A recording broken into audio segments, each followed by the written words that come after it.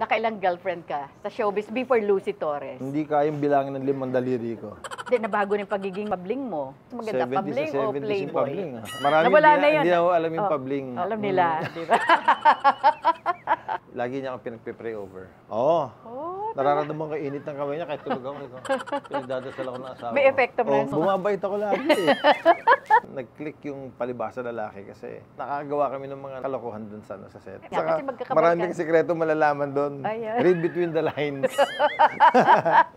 Yung eve ng birthday niya, doon ako nag-propose ng marriage kay Lucy. Sabi ko, will you marry me? Akala mo nag-yes. Sabi ko, ikaw na magsabi sa tatay mo at sa nanay mo, nag-propose ako sa'yo ha. Baka barilin ako ng tatay nun, alam mo naman. Juliana graduated cum laude. Eh, may pinagmanahan, di ba? That part, I don't know. Nagmana sa nanay. Ayun, sa nanay. Nagmana sa nanay. Sa nanay. Oh, galing. Oo.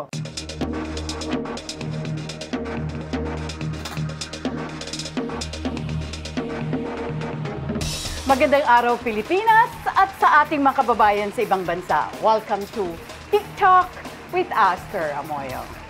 Sa araw nito, mga kaibigan, ay isa na naman pong special na celebrity ang ating makakakwentuhan.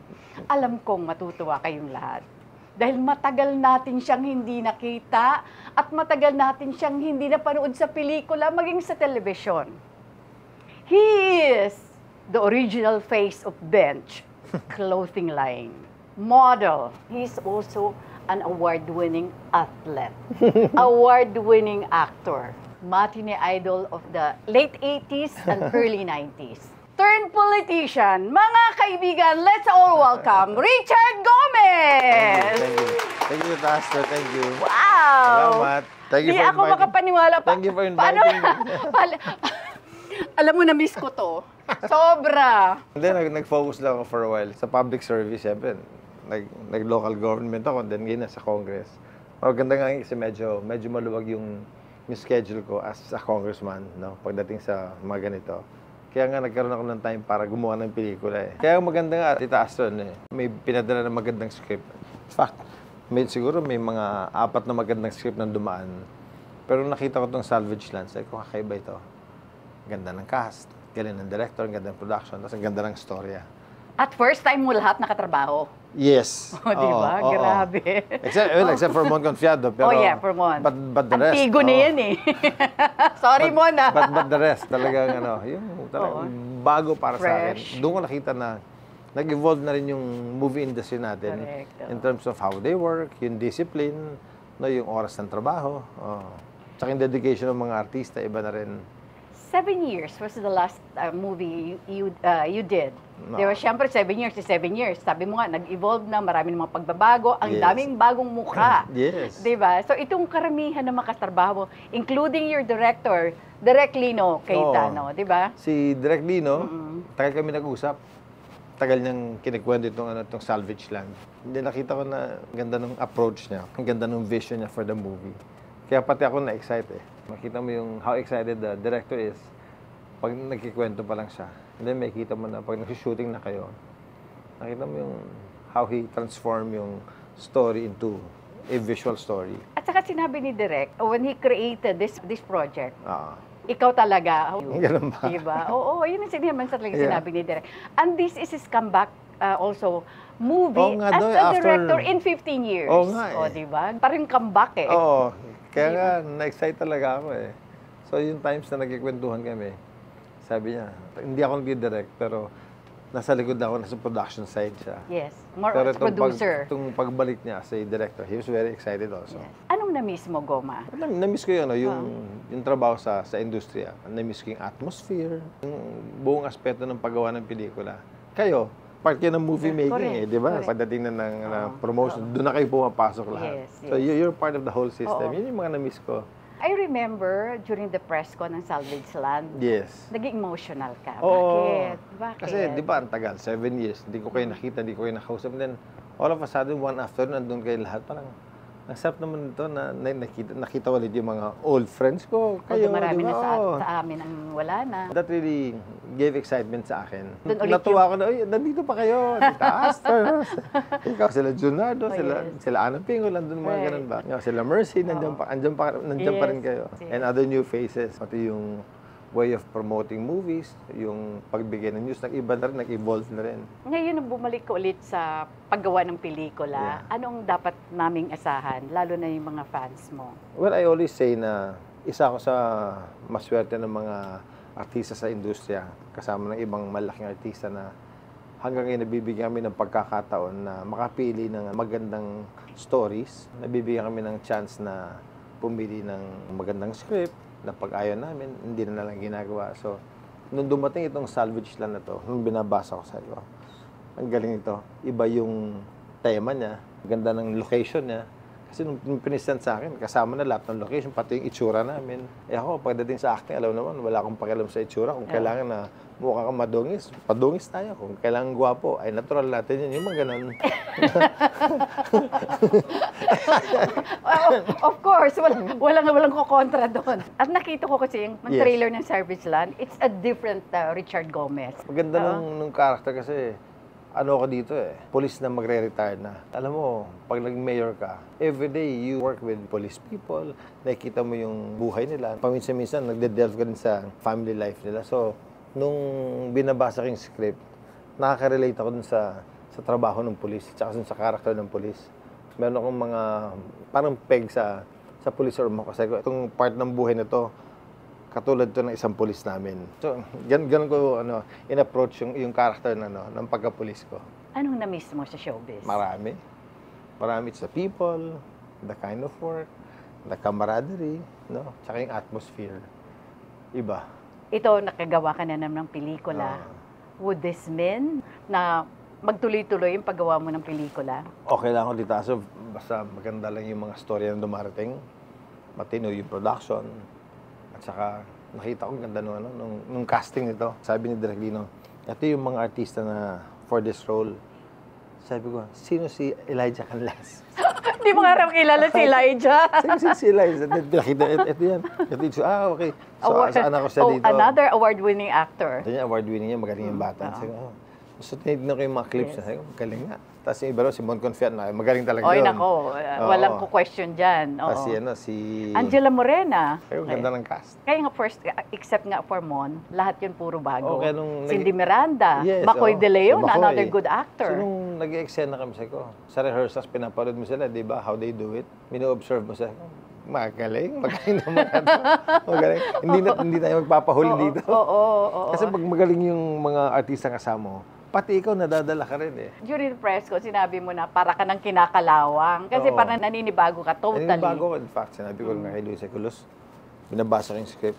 Kasi sa artista, babasahin mo talaga yung buong script, iintindihin mo, tsaka i-memorize mo. Correct. Andun na ako sa nabasa mo, naiintindihan, pero yung pag-memorize, dahil ang tagal ko hindi ginagawa. Parang dati, 4 pages ng script, kayang-kaya mo i-memorize yun Pero ngayon, parang 2 pages pa lang, hirap na. Ayaw ko magat sa akin yung memorization. Yes. Sabi ko, Direk, just let me go through this. Kung medyo nangangalawang pa ako. Give it some time. Baka by the end of the day, makuha na natin. So the following day, yan, okay naman, nakuha naman. Konting kwento naman, when we started out, at paano ka na-discover, at paano ka napunta sa industriyang to? In the early 80s, pagkatapos ko magtrabaho sa McDonald's doon, sabi ko, wala na akong gagawin. As crew? As crew. Nasa school pa ako. Tama-tama. By the time, vacation na. Summer. Yung stepsister ko, si Stella Suarez Jr., pumasok ng pelikula. Nag-artista. So sabi niya, gusto mo sumama sa akin? Shooting ako. Sabi ko, okay lang. Saan niya? Sa Pagbilao, Quezon. So sumama ako sa kanya. 1 month sila doon. Yun din yung starring movie ni Just Tony Alarcon. And then, may isang eksena doon na dumating yung pamilya ni Stella. Kailangan ng kapatid. So sabi ng producer, pwede ba na mag-cameo ka? Sabi ko, anong gagawin ko? Basta darating lang nakabangka. Salubungin ka din ng kapatid mo, buong pamilya. Sabi ko, okay, yun lang. Tama-tama dumating si Douglas Quijano. Sabi niya, alam mo, nung bata ka, kinakarga kita. Kasi kaibigan ko yung mami mo. Talaga? Oo. So, after ng shoot namin na gano'n, naging magkaibigan kami ni Dogs. Nag-long distance ako sa mami ko. Sabi ko, ma'am, kilala mo to si Douglas Quijano? Saan kilala ko yan? Writer yan. Oo. Sabi ng mami ko, bata ka pa noon nung nakilala ko kasi nasa industriya ba yung mami ko, di ba? Artista rin. Ayun, hanggang sa nag-build up yung trust ko kay Dogs, tapos naging magkaibigan kami. Yun, doon ako nagsimula sa kanya. Kilala ko kay William Martinez, sila Aga, nakilala ko si Joey, sila Herbert, yan, sabi ng Dogs. pumasok ka na sa industriya. Sabi ko, sige, okay lang ako. Yun, nakilala ko si V. Hoffman. Oh. The first movie na ginawa ko with V. Hoffman is Hindi Mo Kayang Tapakan. Pero hindi pa lead role yun. Wala. Wala pa. Ano lang kami, Camila Anjo, Okay. Nadia Montenegro. Kaya mo sinabi, is Malit, more, ano lang, mga maliit na artista pa kami noon. So, hindi pala ang Regal ang nagbigay sa iyo ng unang pelikula mo? Oo. Pero yung unang Hapmon. starring movie ko was Inday Bote. Okay. William and Maricel. Maricel. Ang nangyari naman doon, it was a role meant for Gabby Concepcion. Pero hindi tinanggap ni Gabby. Oh. Kasi nga, sikat na sikat yung William and Maricel na tandem. Yes. Siguro baka ayaw niya na third wheel lang siya. Yes. Sabi ni Mother Lily, sige, kung ayaw mo diwag, bigyan niyo ibang pelikula si Gabby. Sabi ni Mother, uy, nakita niya ako. Oh, ito. Ganun lang yan. Ito. Bigyan mo very yung script. mother yun. Bigyan mo yung script dito. Inday Bote. Oo. Inday Bote. Tama-tama comedy. Oo. Relax na relax yung movie. Directed by Channing Carlos. So, tinanggap ko kagad. Oo. Yun.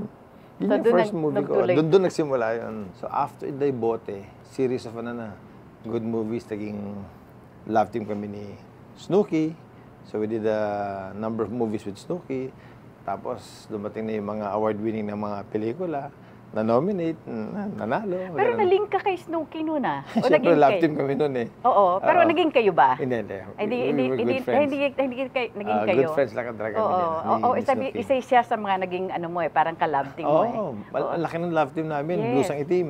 Doon sa makapanabayan mo, you, of course, nauna ng konti sa iyo si Gabi. Di ba? Yes. Oo, nauna ng konti si Si Gabi, Gabi. si Aga, Saka si Aga, 1984 William, si Aga. Yes, 1984 si Aga for Baguette. In fact, nasa first year college ako noon, pinanood ko pa yun, yung movie na yun, kasi sikat na sikat sila noon, di ba? Yes. So after ng school namin, no time Baguette. So lahat kami, nanood kami ng Baguette. So 2 years ka yata pumasok, 1986. Naisa din, 1984, pero yung naging regular na ako, 1985. Okay. O, kasi yung Palibhasa Lalaki, 1987 yun eh. Yes. Tumagal ng almost 12 years. Yes.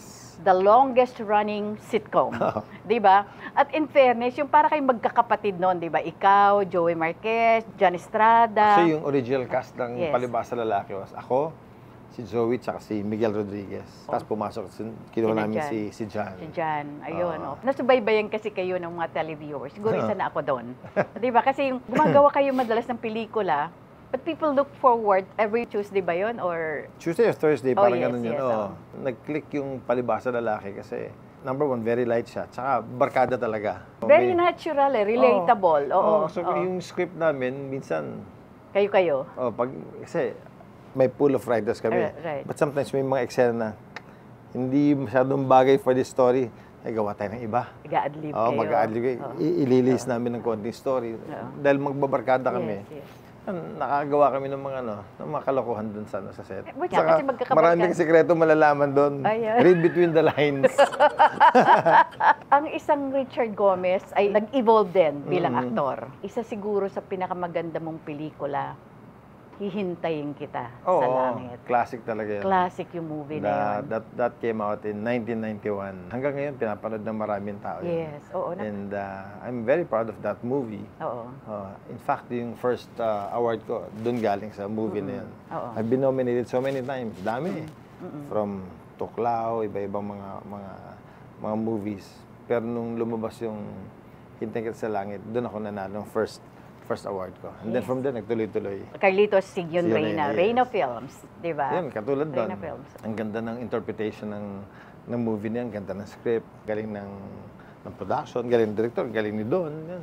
Ang ganda ng location namin. So, yung mga ganun ng movie making, yun ang tinitignan ko eh. Sabi ko, ganda nito. Sabi ko, let's do this. At saka kakaiba kasi si Direk Carlitos at that time, bagito pa. Oo. He was a young director. Isa yung director, Diba? Parang- galing sa NYU. NYU, So, di ba? makita mo, ang ganda rin ng approach niya sa movie making. Tapos, very familiar ka sa story ng Wuthering Heights. And ito yung interpretation. Yes, dahil ano yun, inspired ng Wuthering Yes, Heights. oo. Right. Ang isang Richard Gomez, during that time, during your heyday, sabihin na natin, talagang matinee idol ka na talagang marami nagsuswoon sa'yo. Siyempre, hindi nawawala Wala yung... naman. Magdi-disagree mga nanonood sa... Hindi ito mga nandito magdi-disagree mga nanonood sa atin. Pag sinabing Joey Marquez, Ayun. Richard iba yun, Gomez, iba yun. John Estrada. Lalo na yun. Natatag kayo as well-loved. Sasabihin ko sana yung playboy eh. Ako well-loved ako. Pero Okay. yung dalawang yun, babaero yun. No doubt. Ako, ano lang ako, buntot-buntot lang ako sa kanila. Audience lang ako doon. Sabi ko, Jan, Joey. On the spot, Oo. nakailang girlfriend ka sa showbiz before Lucy Torres? Hindi kayang bilangin ng 5 daliri ko. Oh, yeah. Yung totoo ha, yung totoo talaga. Oh. Inamin naman niya na hindi mabibilang sa daliri. Before Salamat, Lucy, hindi siya namin paano. before you met, of course, Mayor Lucy, masasabi ba natin si Don Solueta ang greatest love mo? Lahat ng girlfriends ko talagang minahal ko. Wala akong... Including Sharon Cuneta, of course. wala akong minahal na kalahati Tawa ng lang. tawa. Oo. Basta diba? naging girlfriend ko, Oo, lahat talagang minahal minahal ko yan. Oo. Parang narinig ko na yung ano na yun. Pero totoo talaga Yung totoo yun. talaga Oo. yun. Oo naman, siguro at that particular time. Kaya pag siyempre. iniiwan nila ako, masakit sa damdamin. Ikaw bang iniwan o ikaw nang iwan? Hindi ako nang iiwan. Hindi ka nang Oo. iwan. Okay. So pag wala na sila sa buhay ko, tinitiis ko na lang yan. Okay. Sabi ko, ganyan talaga ang buhay. Siyempre, pupunta tayo dun sa love of your life. Oo. Talagang ibang tulungan nyo eh. Ang suportahan nyo. I think very, very important yun na you share common interest, tapos nagtutulungan kayo. Ganun talaga yung partnership ng mag-asawa. Dapat you have to carry each other. Diba? Kung ano yung strengths niya, tulungan mo siya doon. Kung ano yung weaknesses niya, dagdagan mo doon na maging malakas siya. So, ganun. Tapos palitan kami ng ideas, nagtutulungan kami. At saka lagi kami nagdadasal together. Lagi niya akong pinagpe-pray over. Oo. Oh, Nararamdaman ko init ng kamay niya kahit tulog ako. Pinagdadasal ako ng asawa. may epekto Oo, naman sa'yo. nararamdaman May ko- epekto naman. Oo. Oh, may epekto. Bumabait ako lagi eh. Oo, maswerte ako kay Lucy kasi Alam mo, in bumabait ako fairness, lagi eh. Magmula nung maging sila ni Lucy, wala na. Wala nang ibang babae na nakikita si Goma, kundi talagang Siya lang. wife niya. Oo di naman. ba? Doon lang. Ganon. How did you met Lucy. In the 90s, we did a series of commercials. Mga 5 yata yung series niya. So, lagi kami nagkikita. Almost after mga several months, may gagawin kami bagong version kami ng kami. Until yung last commercial namin, sabi last na ito eh. Last of the series. Tapos doon ko naramdaman ako, hindi ko na makikita si Lucy. Sabi ko, mamimiss ko na ito. Oo. Palalove ko na siya nun. Oo. Kaya nung 1997, pumunta ako ng Germany yun eh. Single naman ako nun. So tinatawagan ko siya lagi. Doon ko siya sinimulan ligawan. Wala pang cellphone nun eh. Puro ano pa. Yung public Pager. phone. Wala akong pager nun eh. Oo. Kasi baka mahuli ako, so hindi ako pager. Oo, dahil marami akong friends. Yan. So, meron lang akong mga coins. No? Yung public phone, Oo. habang kausap ko siya, bagsak ng barya. Eh, ganun ang communication ko with Lucy dati. Oo. In fact, there was a time na yung public phone biglang sumara. Kasi puno na pala ng coins yung compartment. Sabi ko, layo ng next na phone booth ah. Sabi ko, bukas na lang ulit. Ganon. So yun, kaya nung pag-uwi ko, sabi ko sa kanya, hindi pa ako nakapunta ng Ormoc, puntahan kita, dalawin kita. So yun yung first time na punta ako ng Ormoc, 1996. Tapos Nakilala namit ko mo yung yung mami pamilya niya, namit ko yung dad niya. So after the SEA Games, nung December, birthday niya, December 10, pumunta na ako doon. Naliligo na ako. Then nung December 11, nung eve ng birthday niya, doon ako nag-propose ng marriage kay Lucy. Sabi ko, will you marry me? Bah, akala mo nag-yes. Oo. Sabi ko, you'll marry me? Oo. Tama ta, siyempre, ano yun, di ba? Alas 12 ng gabi yun. Oo. Sabi ko, ikaw na magsabi sa tatay mo, tsaka sa nanay mo, nag-propose ako sa'yo, ha? Sabi ko, alis na ako, may flight na alas 4. Kasi baka barilin ako ng tatay nun, alam mo naman, 23 years old lang si Lucy nun, nag-yes sa akin, kakasalan ako, kalahin mo. Mabait talaga si Lucy. Pero how come, dun sa mga first pinagsamahan yung commercial, hindi ka pa masyadong attracted sa kanya? Attracted na rin. Attracted, pero hindi pa ganun kalalim. Pakipot lang ako nun. Oo. Patingin lang ako ng ganyan. Siyempre, hindi ako nagpapa-obvious, di ba? Pero actually, mabait ito, maganda. Marami nagulat kasi matagal kayo ni Don. Yes, Oo, di ba? din. I mean, more than 2 years na kami na. Oo. Pero hindi nga kayo umabot dun sa proposal, hanggang wala. sa, di ba? Ba't nagkahiwalay kayo? Pero ito, hindi ganun pa katagal na Oo. mag-boyfriend, girlfriend kayo. Actually, Nag-propose parang ka whirlwind kaagad. affair lang yun eh. Oo. Naging girlfriend ko siya nung... 97 ito Oo. eh. Oo, di ba? Nag-propose ako sa kanya December. Tapos December. kinasal kami in April, so December, January, February, your March, birthday. April. After 4 months, kinasal na kagad kami. Kaya nga eh. Bibihirang katulad nyo na mga celebrities na, siyempre, kahit naman si, na-drag mo rin sa showbiz si Oo, Lucy. yes. Remember, gumawa pa kayo ng sitcom. Yes. Richard Oo. Loves Lucy. Tapos Diba? may dance show pa siya. Yes. Shall We Dance? Right, oo. And then, naging busy rin siya kasi 16 years yata, she was writing for Philippine Star also. Parang Virgin Mary ang mukha niyan eh, di ba? Oo. Na parang at saka napaka-formal, napaka-decente. Na-interna ba siya before? She finished high school sa Catholic school. Oh yes. oo. St. Peter and Paul Right. College sa, Oo, sa Ormoc. Oo. And then, nag-college siya sa UP Cebu. Doon din siya graduate. Oo. The wedding, 1998. 1998, April. Almost your birthday, diba? April 7, yes, yeah. yes. Tapos, of course, 2 years later, Lumabas si Juliana. lumabas si Juliana. Oo. Ang pinanghihinayangan lang ng marami, bakit isa lang daw? Oo nga eh. Matipid lang talaga siguro ako. Yan lang yung binigay ng Diyos sa amin, isang anak. But I'm very happy with Juliana. Juliana is 25. She's 25 now. She graduated cum laude. Yes. Diba? May pinagmanahan. Oo. Oo. Eh, Diba? that part I don't know. Nagmana sa nanay si Juliana. Ayun, sa nanay. Nagmana sa nanay. Sa nanay. Oo, galing. Oo. How come si Juliana hindi nag-showbiz? Ano siya, mahihain. But si Juliana is a very funny person. Para siya yung nanay niya. Si Lucy hindi niya alam na nakakatawa siyang tao. Juliana ganun din. Pero mas mahihain lang ng konti si Juliana. Nahihiya humarap sa camera, nahihiya sa mga interviews. Pero pag nandyan na, pag kinausap mo na, okay na siya noon. Pero yung sabi mo na, ikaw mag-artista ka, nahihiya. Hindi ko alam bakit eh. Sa dinami-dami ng sports na pwede niyang pasukin, Oo. why fencing na galing sa'yo? Kasi nung bata siya, dinadala ko siya sa mga sporting activities. Nag-football fanatic siya, nag-ilang baseball siya, yung mga ganun. Tapos, nung kaya na niyang humawak ng weapon, sabi ko, subukan ko mag-fencing. Nakita ko na, uy, marunong. Tapos nagba-volleyball siya. Tapos, so marami akong inintroduce na sport sa kanya. Tapos nagbigay siya ng time sa fencing. May yung Oo. kaibigan ko na national coach, turuan mo si Juliana. So, tinuturuan siya. Ganda, lumalaban na siya noon eh, noong time na yun. Pagdating niya ng senior high, nag-ibang ihip ng hangin. Monday, sabi niya, Dad, magpa-volleyball na lang ako. Sabi ko, bakit? Sabi ko, ang galing mo na sa fencing eh. Sabi ko, bagong bitawan yung fencing. Eh, kasi nga yung fencing, di ba, individual sport. Yes, yes, yes. So, siguro, medyo naisip niya na wala siya masyadong kasama. Like pag volleyball, ang Yes. dami niyo naglalaro, Yes, di ba? yes. Barkada Right, yun eh. right. Sabi ko, sige, heartbreaking kasi alam ko may potential sa fencing si Juliana. But, you know, At yun yung may gusto bihira niya. ang babae na nagpe-fencing. Oo. So, nung nag-volleyball siya, sige, supportan mo pa rin. Oo. Eh, tamang-tama nagkaroon ng pandemic, nag-COVID, di ba? Nag-lockdown tayo. Yes. Walang sport na yung dapat non-contact Na physical, lang. oo. Physical. Oo, oo. Volleyball, nagdidikita kayo, basketball or martial arts. Eh, yung fencing, siyempre, may distance kayo, nakamask kang ganon. Eh, mayor ako nun. So, may mga sports na pwede mo lang laruin at that time. Like running, yung mga ganon, nasa open space. And fencing was one of them. Sabi ko, sa sports association namin, I was the president at that time. Dalhin natin lahat ng athletes natin, national athletes natin, pati yung training team sa Ormoc City. Kasi in Ormoc, we have a fencing stadium. Pwede sila mag-training doon. So the national team was there in Ormoc for 2 years. Eh si Juliana was deep into volleyball, walang volleyball. Sabi ko kay Juliana, bumalik ka sa fencing. So nung bumalik siya, Nanalo. gumaling, nanalo. Nalo.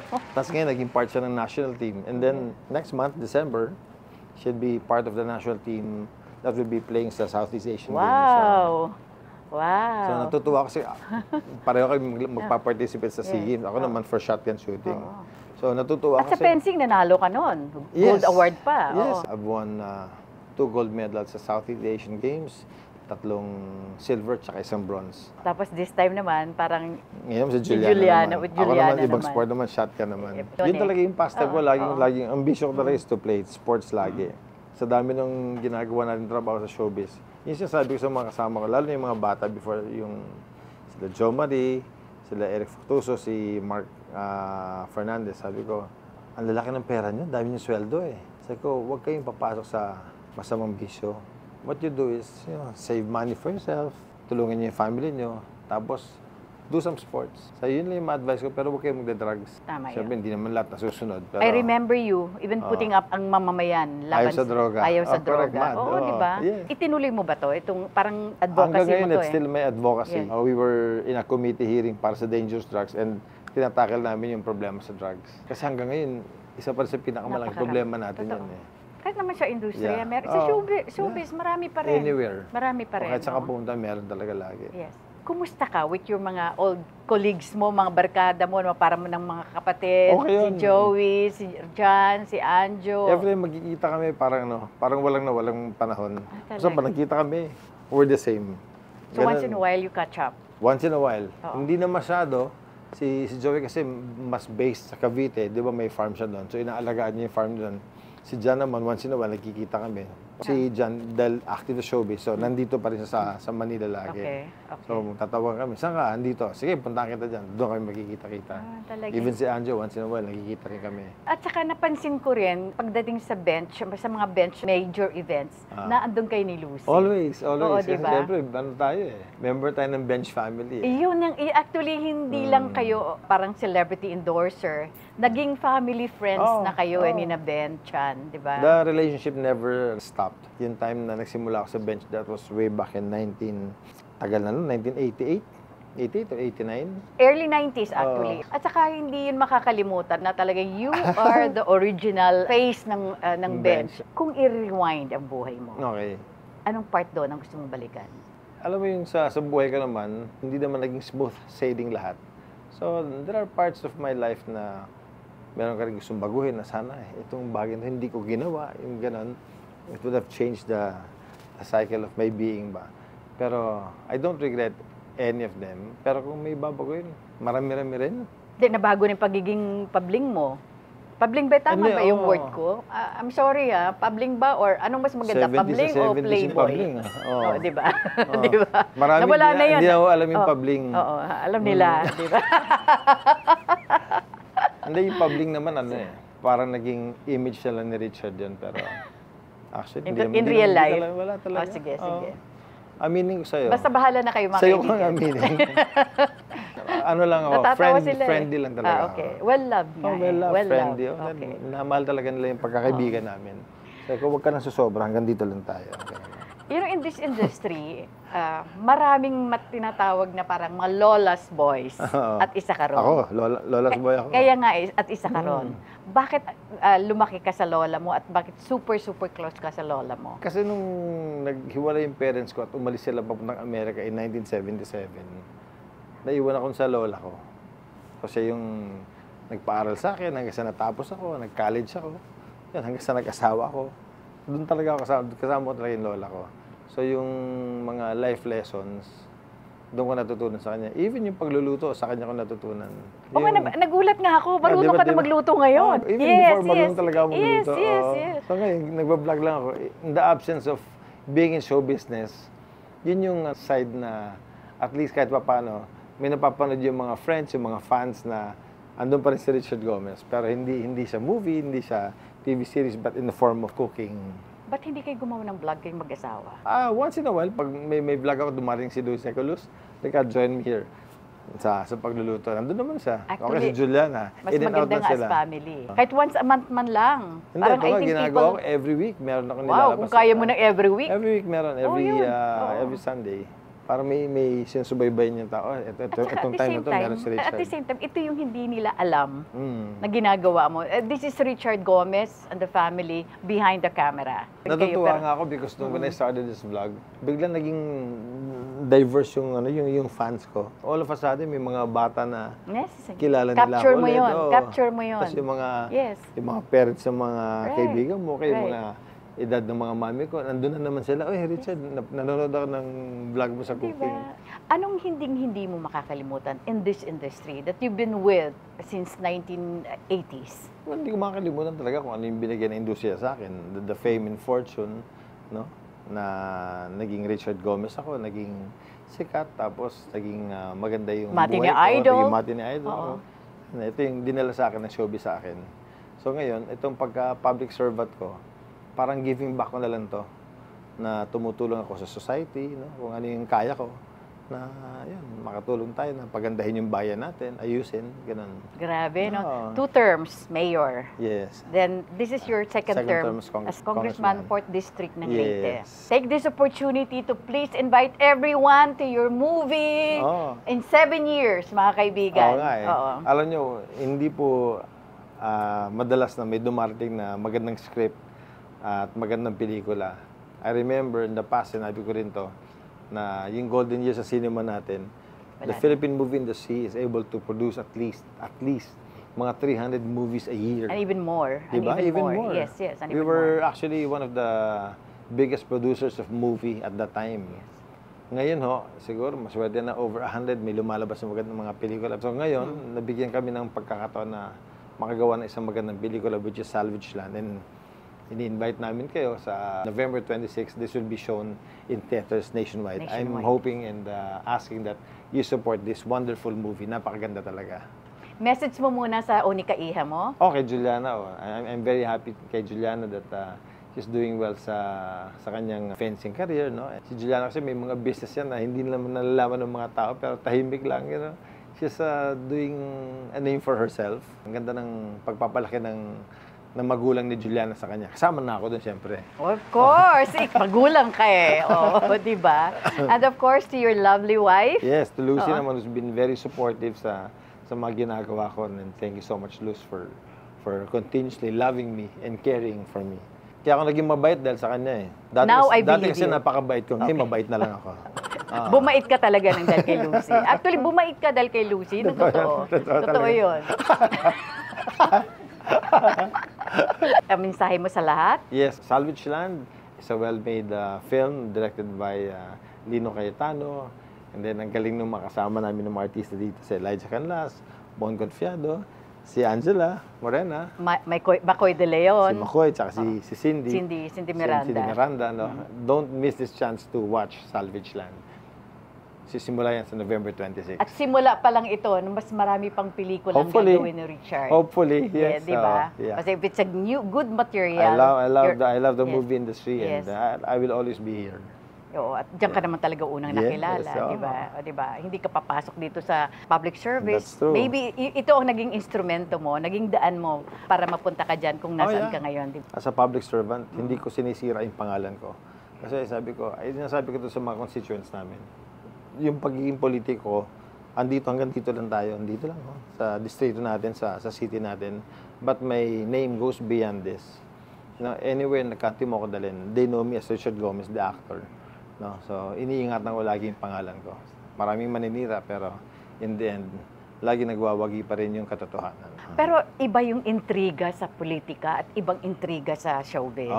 Politika. Maraming kasi nangulingan dyan. Maraming gago ng mga politiko dyan. Oo, totoo ka, di ba? Pero at the same, sa showbiz kaya mong laruin eh, di ba? O parang slice of life na yun pag nasa showbiz ka, di ba? Parang pag hindi ka na-intriga, parang hindi ka existing. Di ba? Tama yun, di ba? Sa atin, sa showbiz, di ba? Pag kayo, mga celebrities, mga artista, pag hindi kayo napapag-usapan, irrelevant ka, di ba? Pero sa politika, ibang klase. But what's important, maintain your good name. Yes, very important. Importante po na alagaan mo lagi yung pangalan mo. And of course, plug your vlog again. Vlog ko yan. Oo, kaya nga.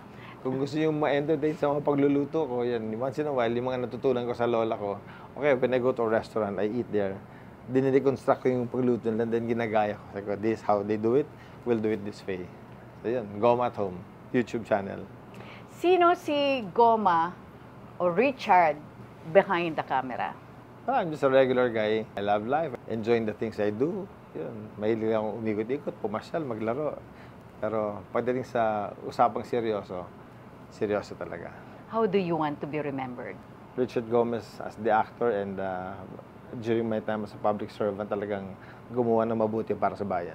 Maraming salamat sa aking personal sponsors, Pandan Asian Cafe. Thank you so much, Alvin, Dennis, and of course, Roland, Ever Belena. Hello Glow, Beauty Derm, Eris Beauty Care, Aficionado by Joel Cruz, R&A Events Specialist by Richie Ang, Asia Slashes. Nesa Sila Salon for my hair and makeup. Nutritech. Maraming salamat. Jos de la Luna. Most View from Japan. Memoy.ph. Silpul Joyce Furnitures. Maraming salamat. Charles Solano of Solano Hotel. Colorete Clothing by Bebot Santos. Dr. M. Sevilla of Vine Aesthetics.